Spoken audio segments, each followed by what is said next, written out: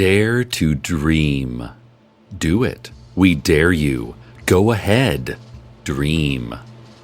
It'll be fine. We promise. Welcome to Night Vale.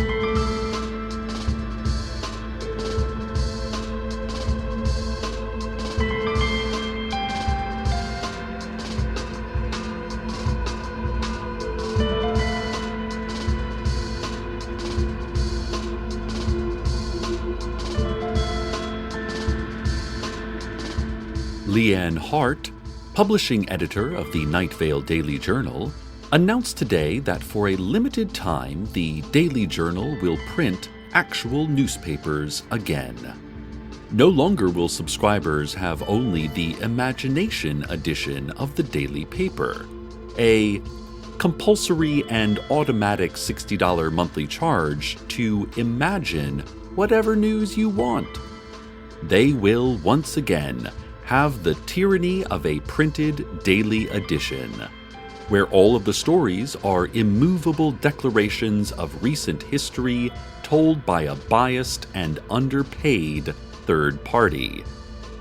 It's an exciting time to work in print journalism, Hart shouted after a news blogger who was sprinting away from the hatchet-wielding veteran of the printed word.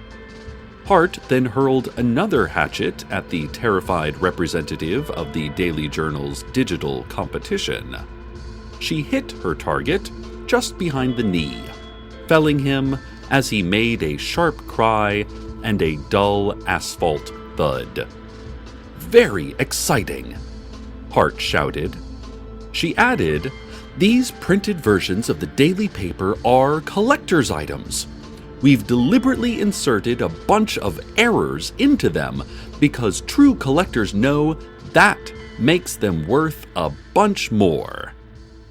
Listeners, I for one think a resurgence in the newspaper industry would be great. This could mean even more jobs here in Night Vale. "This will create lots of new jobs for Night Vale," Hart will certainly have said by this time tomorrow.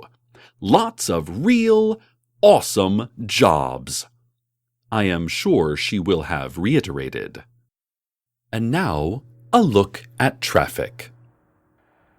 There's an accident at the corner of Hollows Road and Great Hills Drive. It's a pretty bad accident. It is likely neither party saw an accident of this magnitude coming. Each driver stands, staring, dumbfounded at their two twisted cars, which look like one. One what? Not a car. A spiteful, burning beast born of mundane haste and arrogant industrial progress. The two drivers cannot comprehend what to do. They are still, mostly, fidgeting sometimes, thinking not at all. A neighbor who came out of her house upon hearing the hard smash of hard metal can't seem to process what is happening either. She's slowly leaning away as if wanting to leave, wanting to forget she ever witnessed this. But she cannot move. She cannot take that first step. Her eyes growing wide, wild, as her mouth opens slack at first and then slowly recoils into an unheard scream. The two drivers feel the neighbor there, but they do not turn. They do not ask for help or aid. Too scared to move, they stand and gaze into the crumpled slits along the sides of the pressed cars, that damnable block of hot machinery, and its black smoke swirls. And on the concrete there is glass, and above the glass are arms and hair and drying blood. And the drivers stare at their own wretched bodies inside the mangled contraptions, and they do not think about anything other than what they once were. They watch their bodies, hoping for a twitch, a breath, any kind of movement, hoping for another chance in life. So, it's backed up pretty bad near the Best Buy. Choose some alternate routes today. This has been Traffic. You know me, listeners. I'm a pretty straight and narrow radio professional. I am all about objectivity and impartiality. But it's time for a Cecil Palmer editorial.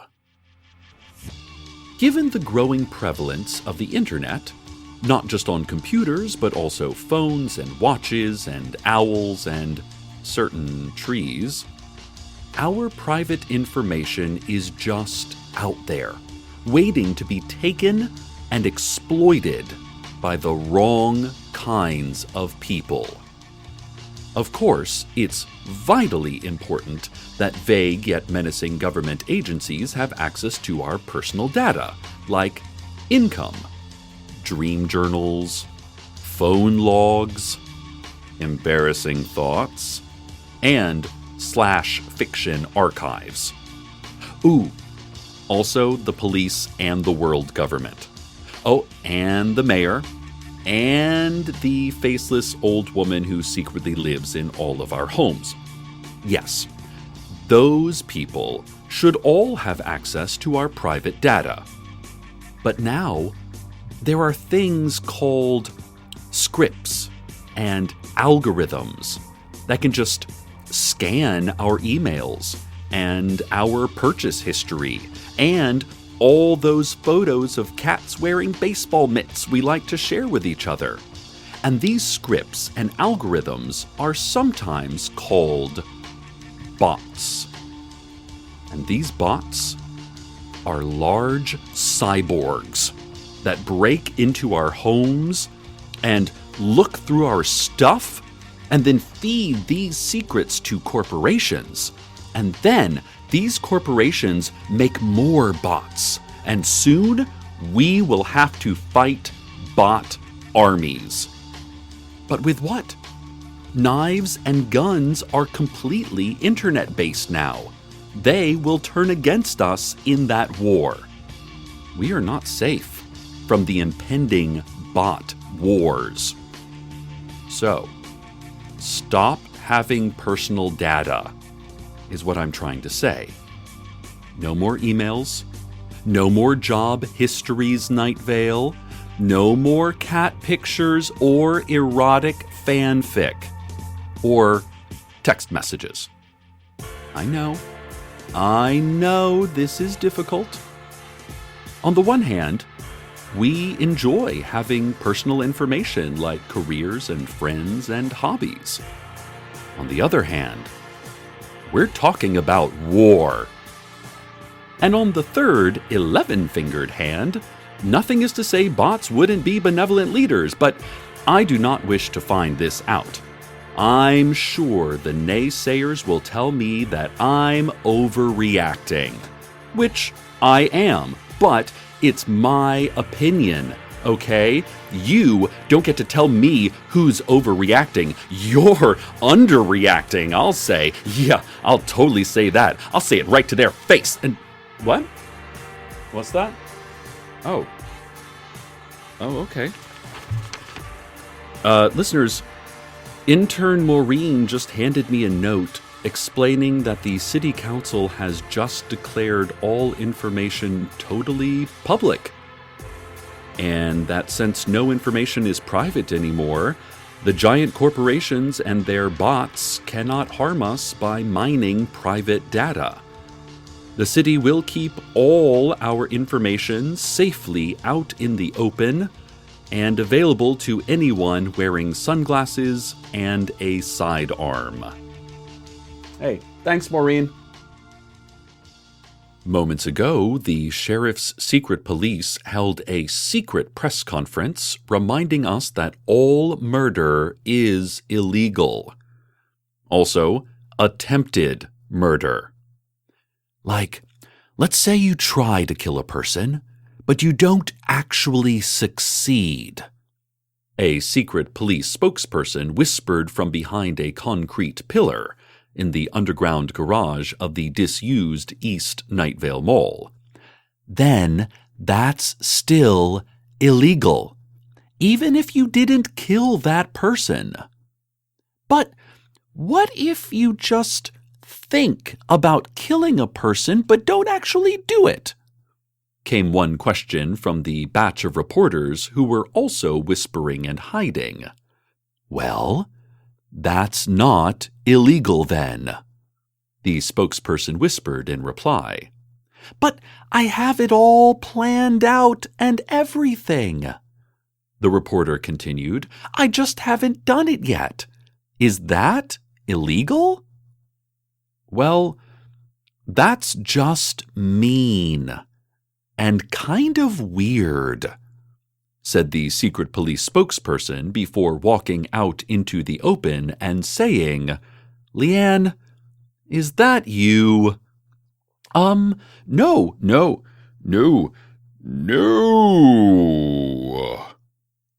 Came a comically deep voice that was obviously fake. Not me at all. I'm just an old bagel wrapper someone left on the ground. I'm inanimate garbage. Leanne, we know it's you, said the spokesperson. Stop attacking bloggers with hatchets. We found a dozen more wounded bloggers in Mission Grove Park this morning. They all had hatchets in their backs and were very upset. It's not nice, Leanne. It's also illegal, okay? I'm a bagel wrapper, you jerk, Hart replied, still whispering and hiding. And now a word from our sponsor. You are thirsty. Of course you are. We are all metaphorically thirsty for better things, but you are literally thirsty. Literally thirsty for anything.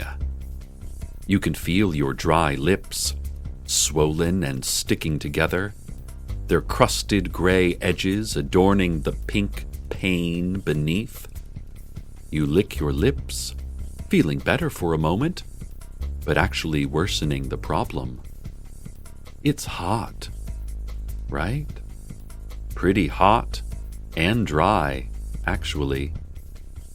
Are those flies?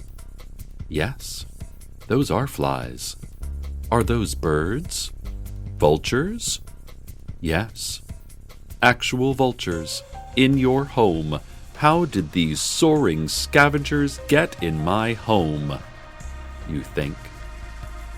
Perhaps you could use some cool, pure, natural, and refreshing Fiji water. Yes, Fiji water sounds so nice, doesn't it? But Fiji water is not who is sponsoring this show. Fiji water doesn't even know about this show. Who is sponsoring this show? We cannot tell you. We're not allowed. Fiji water is completely unaware of you, too. So sorry. This will not end quickly.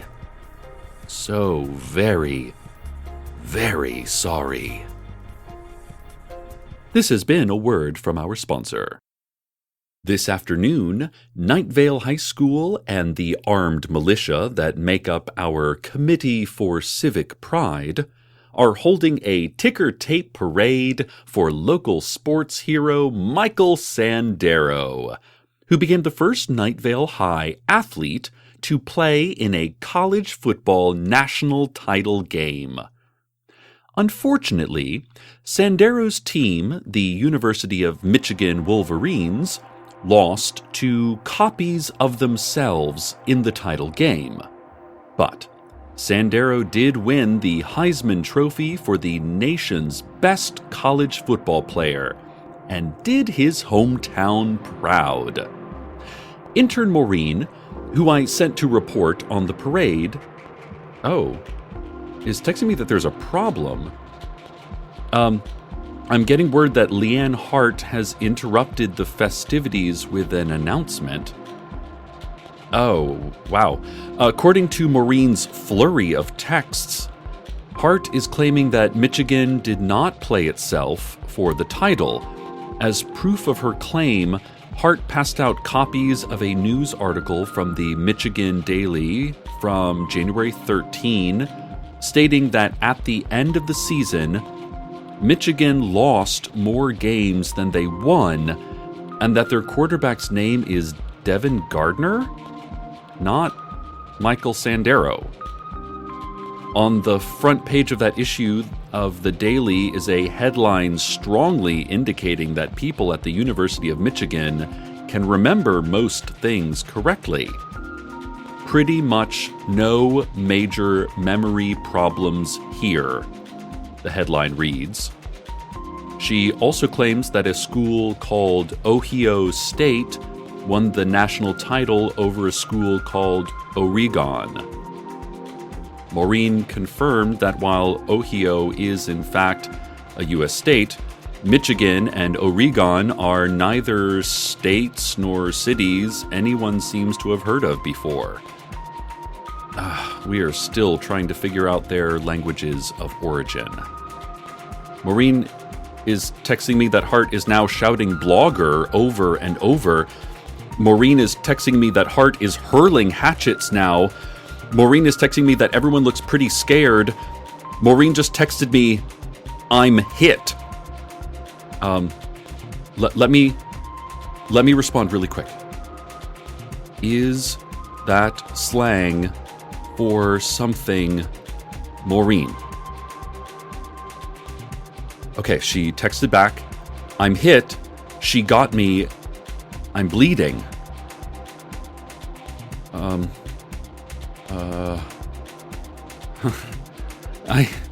I don't understand young people and their weird tech speak at all. Who even knows what she's trying to say? Well, whatever. While I text Maureen back with a quick grammar lesson, let me take you to the weather. Listeners, I have just learned that Maureen was struck with a hatchet thrown by Leanne Hart. So then, to the family of intern Maureen. She was a good intern, a valiant intern, brave, right up until the end. Sadly, she is with us no more. She will be missed. For the hatchet attack on Maureen, as well as several other attacks at today's parade and more than 5 dozen similar hatchet-based assaults in the past several weeks, the sheriff's secret police arrested Leanne Hart. We told you it was illegal to kill people, Leanne, the sheriff himself said from his hover office in the clouds, and also to try to kill people. But they were news bloggers, Hart replied. I can't stay in business and create jobs if news bloggers are putting me out of business and destroying those jobs. And the sheriff agreed, saying it's the secret police's job to protect business interests as well as citizen interests. The city council also agreed. So did the vague yet menacing government agency, nodding quietly from inside their long black sedans with tinted windows, while snapping photos of everything they saw. The mayor did not agree. Mayor Dana Cardinal went against the city council and said that she, for one, did not think people or businesses should be allowed to use physical violence against their competition or anyone for that matter. The city council bristled, and then they all squawked and flew away. It is unclear whether or not news bloggers agree, as many of them have gone silent on this issue, replacing their investigative reports and think pieces with pictures of cats wearing baseball gloves and top-rated recipes for invisible pie. The sheriff then announced that all charges against Hart would be dropped, except for the assault on intern Maureen. Maureen, after all, was not a news blogger, but a radio intern who posed no direct threat to Hart's newspaper, the sheriff said. And I agreed. The sheriff then played the entirety of Domenico Galli's Sonata Quinta on his gold cello. But she looked like a blogger, Hart insisted. She was typing into her phone. All those bloggers do that. Bloggers love typing on their phones. But she worked in radio, Leanne, the sheriff said, as he ended a series of lilting high notes with a single discordant bass tone. He closed his eyes and shook his head. I'm sorry, but that is attempted murder. You have to go to jail now. Oh, but I didn't attempt to kill her. You said murder and attempted murder were illegal. Murder wasn't my intent, Leanne said. Then what was your intent? The sheriff asked. Oh, just throwing a hatchet at her. Nothing more, nothing less, Hart said. I meant nothing by it. She added, brushing her hands together and then holding them out, empty and clean. Her open palms signified case closed. And the sheriff, held to the higher law of gestures, had no choice but to acquiesce. So, Hart was set free, turned back into the world to print more news, to keep the industry alive. Before she left, she paused and said, I think something's wrong in Michigan. And listeners, that's how she said it. I don't know why. It's very clear how it's actually pronounced if you see it written out. And she held up her copy of the Michigan Daily from January 13 with an article that said, Michigan Sandero lose close one to themselves. And the front page of the Michigan Daily now showed a bold headline, We have forgotten so many things. And then several blank columns with no story, merely pictures of normal things like shoes and birds and ghosts, all captioned with a series of frantic question marks. I guess I was wrong earlier. I don't know. Weird, right? Hart said with a shrug. That is crazy weird, the sheriff agreed, finishing out the sonata before disappearing in a soft breeze. I agree, said a nearby news blogger who was coughing up blood and clutching tightly to the hatchet lodged in her abdomen.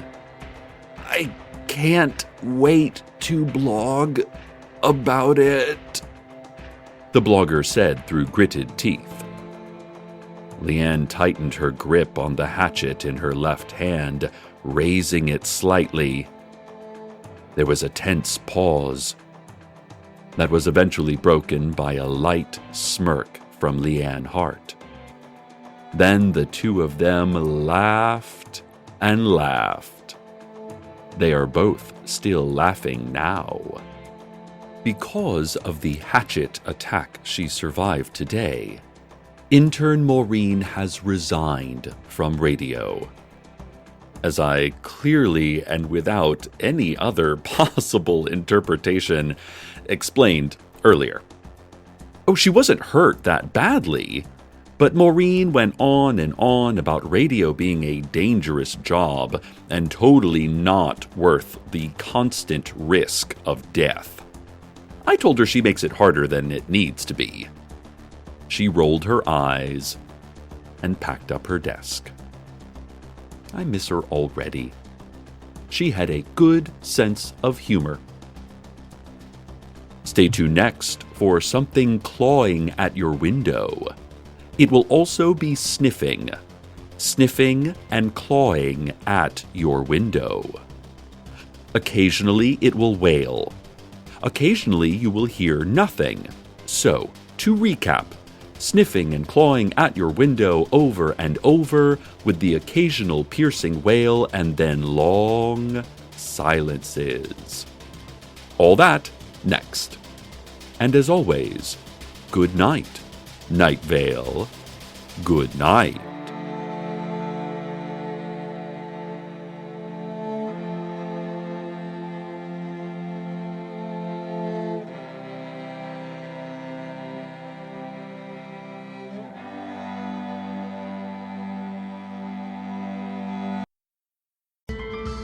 Welcome to Night Vale is a production of Commonplace Books. It is written by Joseph Fink and Jeffrey Craner and produced by Joseph Fink. The voice of Night Vale is Cecil Baldwin. Original music by Disparition. All of it can be found at disparition.info or at disparition.bandcamp.com. This episode's weather was Anarchy Date by Queer Rocket. Find out more at queerrocket.com. Comments, questions, email us at nightvale@commonplacebooks.com or follow us on Twitter at Night Vale Radio. Check out welcometonightvale.com for more information on this show, as well as all sorts of cool Night Vale stuff you can own. And while you're there, consider clicking the donate link. That'd be cool of you. Today's proverb: ask your doctor just who he thinks he is. Say it just like that. Say, "Who do you think you are?" See if he starts crying. I know I would. Hello, Joseph Fink here. Don't forget to pre-order the 2 books I have coming out this year. That is, The First 10 Years, Two Sides of the Same Love Story, my funny and romantic memoir about the disagreements in memory I wrote with Meg Bashwinner, MC and tour manager of the Night Vale Live Show. And the other book, The Halloween Moon, my first novel for ages 10 and up, a surreal novel that is a celebration of Halloween and all it stands for. Pre-order these books wherever you get your books. Pre-ordering helps authors a great deal. I really can't state that enough. Okay, thanks.